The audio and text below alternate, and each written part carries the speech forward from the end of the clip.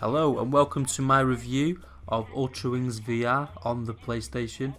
This is a recently released flight sim which is a really fun addition to the PSVR game catalogue.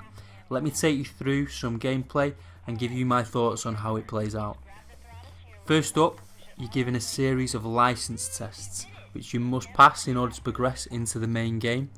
But don't worry, they're all really simple. They just involve taking off, keeping the aircraft in a straight line and landing it, basically. There is one where you will navigate through a series of targets which involve slowly guiding it to the side, which teaches you how to guide that aircraft, which is useful for you. The game mechanics seem really smooth, really responsive. I'm using the DualShock controller in this, and it did feel really responsive. Landing, you do need to make sure you're steady, coming in at the right speed. If you go on an angle, you can crash.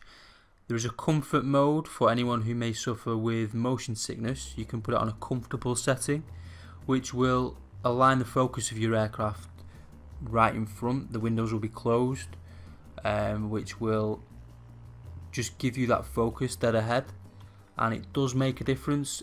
I don't personally suffer with motion sickness, and I haven't in this, but the realism is there, so you do feel like you are in an aircraft at some points. So if you don't like that, then switch it to comfortable setting, and it should make a difference.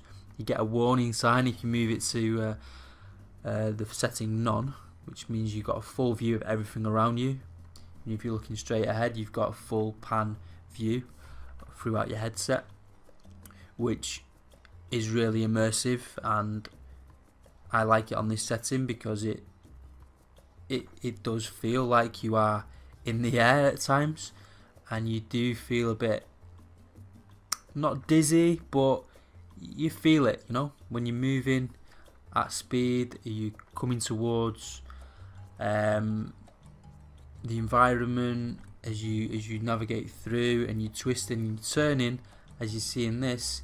You don't get the benefit on this video, of course, but if you've got a VR yourself, you'll understand that it can throw you as if you are in that place. You are turning from left to right, and you are heading towards an object.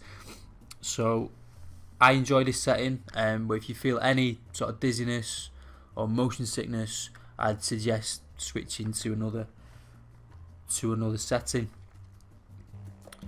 The environment looks really cool. It's maybe not as detailed as you would like, maybe that's the future, but I think it works quite well.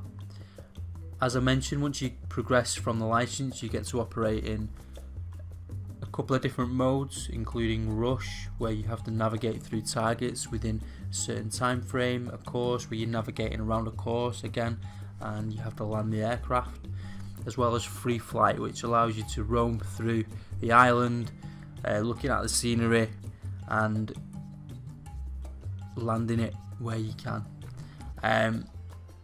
So the aircraft doesn't move too quickly, so although it's not that challenging to guide it, it's quite a relaxing experience, I'd say, more than exhilarating. Definitely, it's much more relaxing than exhilarating. To unlock other modes, this is one thing you would need to know. You need to go into a free flight mode, and you need to go around the island and look for a landing strip such as this one, which you can then buy an office at. And so this one was 15,000. Some of them might be out of your price range by the time you go there, but it allows you to unlock other offices around the island, which gives you more game modes, more tasks to do. You've also got options when you build up your money of actually buying different aircrafts. So this is an initial review. I'd hope that the aircrafts that you purchase at a later date are quicker, and that maybe will add more exhilaration to the game and take it in a different direction. But either way, it's a really fun game. There's lots of targets to reach. There's lots of different modes, including this photo mode, which took me a while to get a hold on. I was trying to take a picture of that beacon, that tower, whatever it is. Got a bit too close and crashed it. You do actually move back a bit when you crash as well, as if you are heading towards something. And this is the photo mode, like I say, where you use your tablet, or your smartphone that's connected in your aircraft to take a picture of something. It's left trigger to take the picture. It doesn't tell you that at any point, so it took me a long time to actually figure that out, longer than it should have. And bear in mind, when you're taking a picture, you've got to bring the aircraft back into land. And don't take that for granted. As you see, as I mentioned earlier, you can't land at an angle, as you'd expect. And if you crash, you've got to redo the actual game mode. Another really fun mode, which is unlocked, is this one, where you are basically shooting balloons as you navigate in the aircraft, which means you have to multitask. You've got to keep your aircraft under control, and you've got to guide your weapon to shoot the balloons before, again, coming in to make a landing. Near miss there, as you can see. You can interact with the environment in that way, so if you do touch it, you don't necessarily crash, but if you can sort of bounce off it and keep going, which is pretty cool.